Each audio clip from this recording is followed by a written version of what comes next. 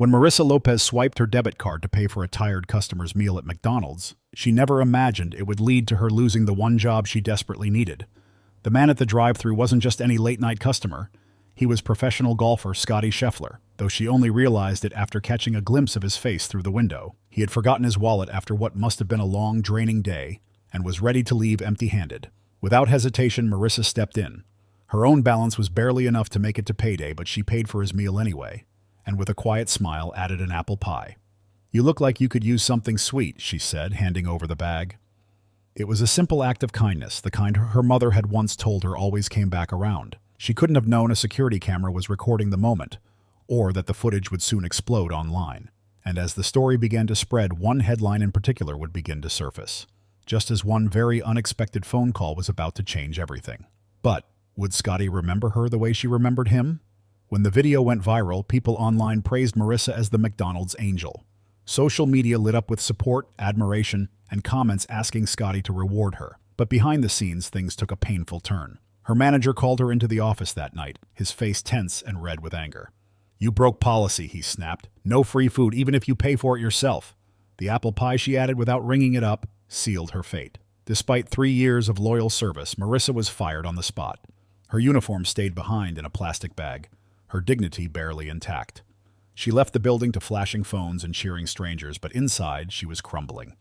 A single mother of 2, now unemployed, with rent due in days. She had done the right thing, but the world seemed to punish her for it. Would anyone step up to help her now? Or had her moment of kindness cost her everything? When her phone buzzed 2 weeks later, Marissa was sitting at the kitchen table surrounded by bills she couldn't pay. She had applied to every job within bus distance, but no one wanted to hire the viral fast food worker. The internet had made her famous, but not employable. The message simply read, "I'd like to meet with you.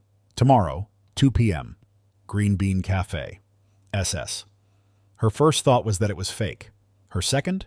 What did she have to lose? With no job, no interviews, and just a few dollars left, Marissa decided to take the risk.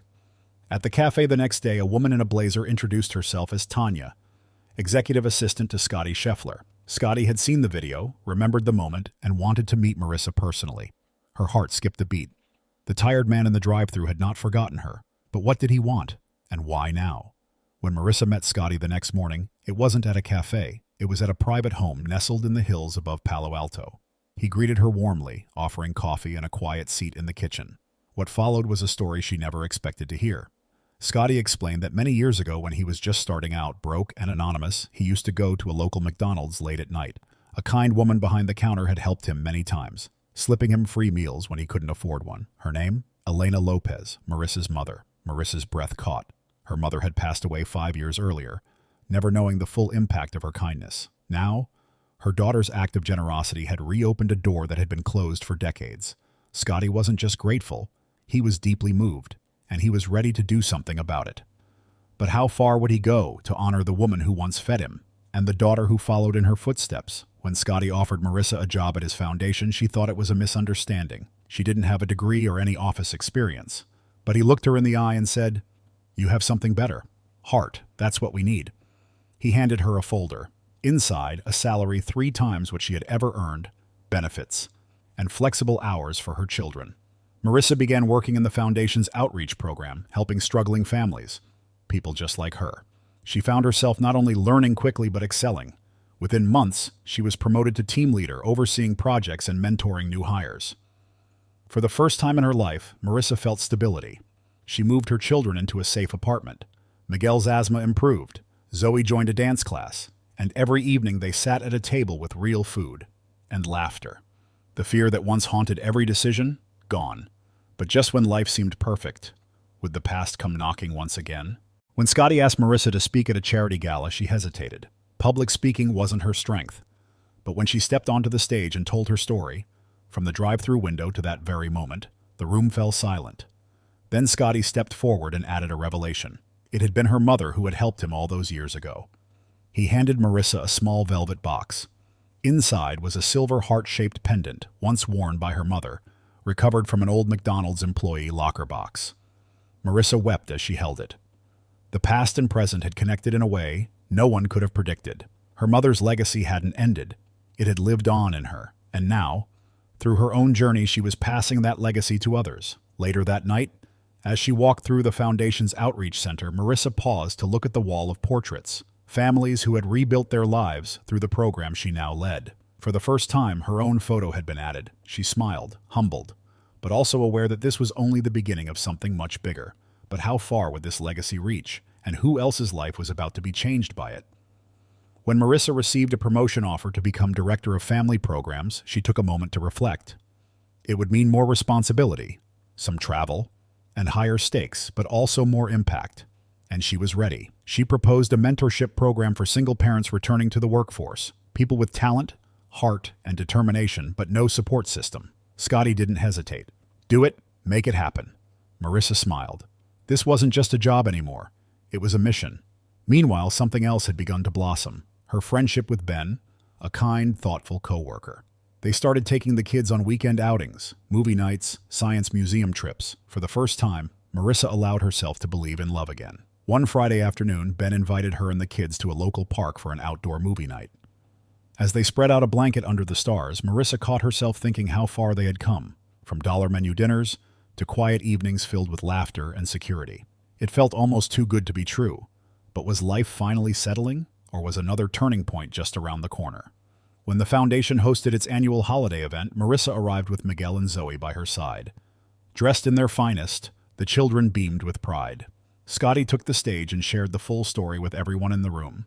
He spoke of 2 generations of kindness.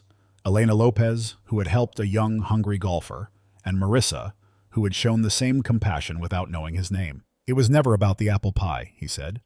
It was about the heart behind it.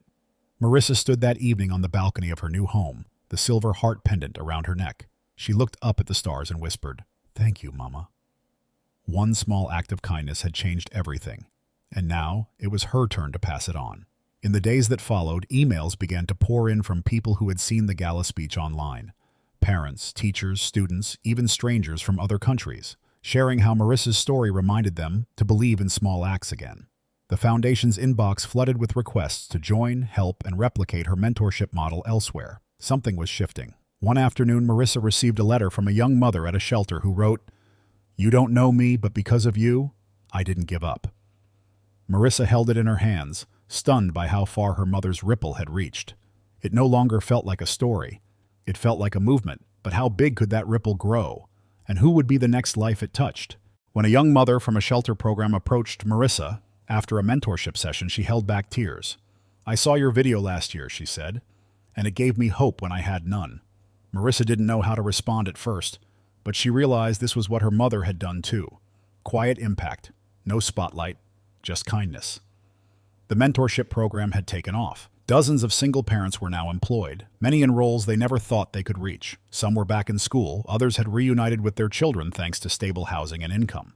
The Foundation's board praised Marissa's leadership and called the program a model for national expansion. But Marissa stayed grounded. Every week she still made time to visit local shelters and training centers. She listened. She offered advice, hugs, and sometimes just silence. "No one should feel invisible," she often said. "Sometimes all we need is someone who sees us." Her journey had become more than just a comeback. It had become a movement. The media started taking notice again, but this time it wasn't about a viral video or a lost job. It was about impact. News stories labeled her the heart of the Foundation. Invitations to speak at conferences and national panels rolled in. Still, Marissa never forgot where it began. At a drive-thru window, with a tired man and a forgotten wallet. Then came a letter, formal, embossed, and unexpected. It came from a National Leadership Council. Marissa read it twice, unsure if it was real. She had been nominated for a humanitarian award. She stared at the envelope, hand trembling, asking herself the one question she never thought she'd face. Was she truly ready to be seen on a national stage? When Zoe asked one morning, "Do you think Grandma would be proud of us?" Marissa smiled, brushing a curl from her daughter's forehead. "She'd be proud of who you are, not just what we've done," she said. "Kind, curious, and brave, just like her." In that moment, Marissa realized her mother's legacy lived in more than memories. It lived in everyday choices. That spring, Marissa received a letter from the National Women's Leadership Council, nominating her for a humanitarian award. Her name had been submitted anonymously. At the ceremony, she spoke simply.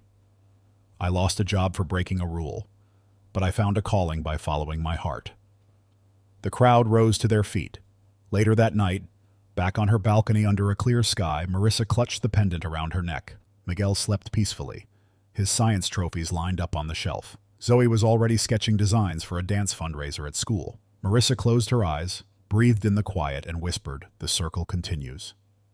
And somewhere far beyond the stars, her mother whispered back, "Yes, mija, you kept it going." The award opened doors Marissa never expected. She was invited to join advisory boards, help shape national outreach models, and mentor new leaders across the country. But through it all, she kept her focus close to home, on her children, her team, and the lives they changed together, one family at a time. The impact was growing, but her heart stayed rooted. One morning, she received a surprise call from Tesla headquarters. Elon Musk had seen the footage from the award ceremony, and he had a new challenge in mind. A chance to expand her influence even further. Marissa stared at the message on her screen, pulse quickening. Was she ready to lead something even bigger than she ever imagined? When Miguel stood at the front of his school's science fair with his solar-powered car, Marissa couldn't stop smiling.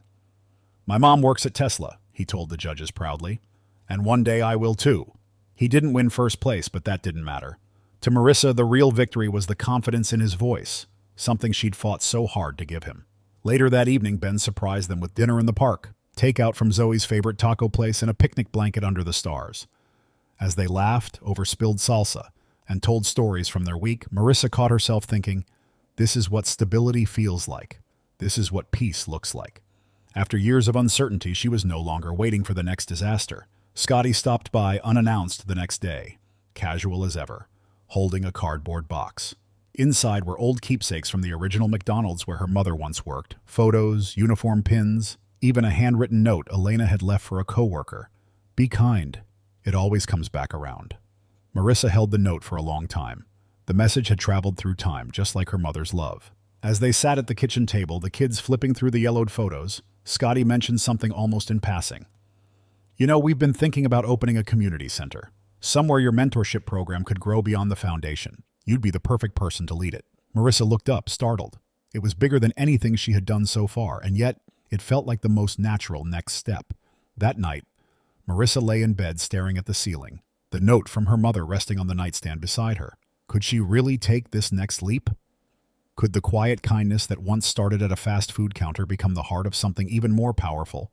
And if she said yes, just how far could this ripple really reach? When Tesla announced a new family care initiative company-wide, Marissa was asked to speak at the internal launch. "This is for the working parents," she said, standing confidently before hundreds of employees, "for the quiet heroes who show up even when they're tired and lead with kindness when the world tells them not to." Her words were met with thunderous applause. Zoe, now 10, sat front row beside Ben and Miguel, wearing the same sparkly hair clip from the holiday gala. "That's my mom," she whispered proudly to a woman sitting next to her. "She used to work at McDonald's." The woman smiled and whispered back, "And now she helps lead Tesla." "That's amazing." Zoe beamed, her little feet swinging from the chair. That night, Marissa sat at her desk, looking over the foundation's annual report. The numbers were good. The lives touched, even better. But what meant the most were the handwritten letters from families who had found their footing again. She tucked one into the frame of her desk. "Thank you for believing in people like me." Marissa closed her eyes, placed her hand over her mother's pendant, and smiled. The story wasn't over. It was still being written, one act of kindness at a time. Weeks later, a bronze plaque was unveiled at the new community center that had just opened downtown. The engraved words read, "Elena's Place, in honor of the woman who fed a stranger and the daughter who fed a movement." Marissa stood beside Zoe and Miguel as the cloth dropped, tears in her eyes. It was more than a building. It was proof that small acts echo across generations. As the sun set behind the center's glass walls, children ran through the halls, families gathered around mentors, and laughter echoed in every room. Marissa looked out across the growing crowd, then down at her children, safe, thriving, and kind. She took a deep breath, knowing the journey had come full circle. A year to the day after Marissa had swiped her debit card for professional golfer Scottie Scheffler forgotten meal, she stood once again at a podium, this time at a national summit on social impact. Behind her, a screen showed not statistics or strategy slides, but a single image, her mother's note, now framed in glass at the entrance of the community center. "Be kind. It always comes back around." The room was quiet as Marissa spoke. Not with grandeur, but with heart. I didn't know the ripple I was starting, she said. I only knew what felt right. Afterward, as attendees lined up to speak with her, a young man stepped forward holding a photo. It showed him as a child, standing outside a shelter where Marissa's program now operated. That center saved my mother's life, he said. And now I volunteer there. I just wanted to thank you for showing us what dignity looks like. Marissa hugged him tightly, overwhelmed. It wasn't just policy or programs that changed lives. It was people, choosing compassion over convenience. That weekend, at home, the family gathered to celebrate quietly. Ben grilled in the backyard while Miguel proudly demonstrated a small solar lamp he'd built for low-income families, inspired by his science project. Zoe danced barefoot in the grass, rehearsing for a school recital. Marissa sat watching them, heart full. This was everything she had once only dreamed of. Not fame, not recognition, but safety, purpose, love, and the ability to give others the same. As the sun dipped below the trees, Marissa took out her journal and wrote just one line. All of this began with one small yes. Then she closed it, looked up at the sky, and whispered, "Mama, I hope you see this."